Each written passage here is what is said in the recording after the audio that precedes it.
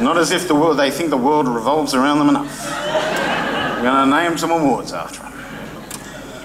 Now, many more plays followed, working with wonderful actors like Elise Gregg and Scott Witt, and the aforementioned Chris Betts, and directors. Brian Nason opened my eyes to Shakespeare, and I have not looked back since. Lewis Jones, who with Gail Edwards I still consider one of the best directors I have ever worked with, directed me in Bouncers and Sweet Phoebe at the Old LaBoite Theatre, and memories like that, they are keepers. In 1997, I performed in 7 plays back-to-back. Mr. Melancholy, Solitary Animals, Julius Caesar, The Misanthrope, West Side Story, Sweet Phoebe, and Oz Shorts. And boy, was I tired. 3.5 of these productions were paid. And so I finally got to give away my other job, which was as a, put it nicely, security officer, crowd controller, bouncer, thug, meathead, all the names they called me.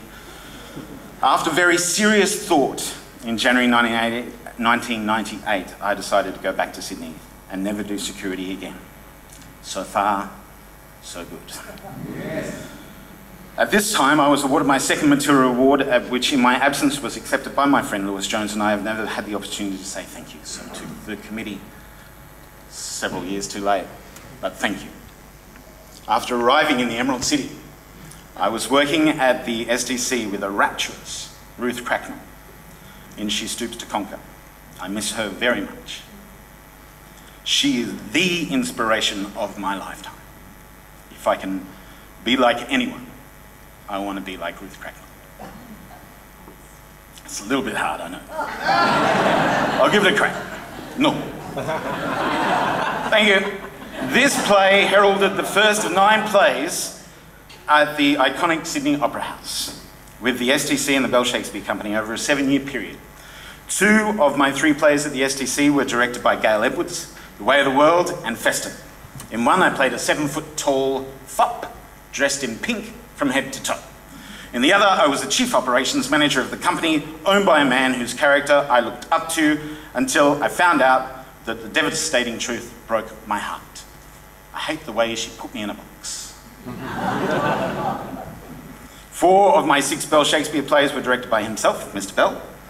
2 that weren't put me back into the company, first of Mr. Brown in Troilus and Cressida, and secondly with Mr. Brown and Mr. Hardy in Twelfth Night.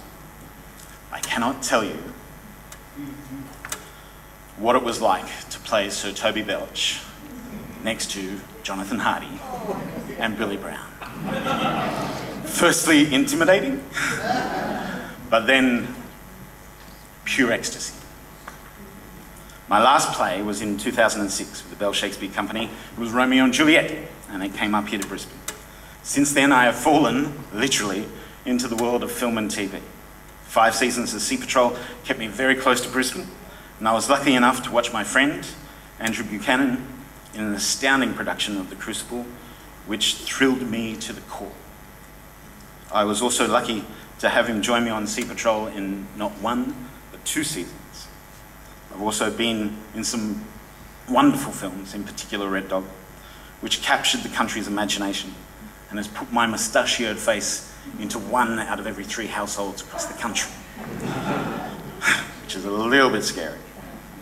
It's been received very well in the UK at the moment, and later this year it will open in the States. My roles in The Underbelly Razor and The Great Mint Swindle were a joy to play, and they have enjoyed me a versatility of strength and vulnerability that have helped establish me as an actor of worth in film and TV. Which brings us back to tonight.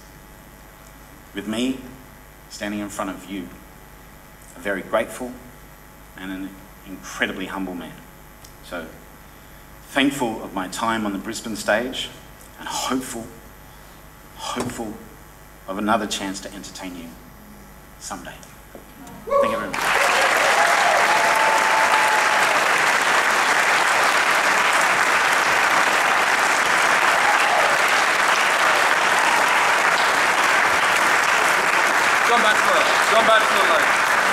John Batchelor, ladies and gentlemen.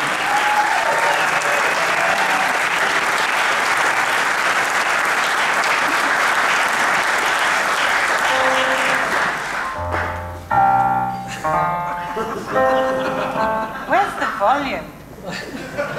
Now. Oh. The piano has been drinking. Where the bloody hell have you been? Okay, ladies and gentlemen.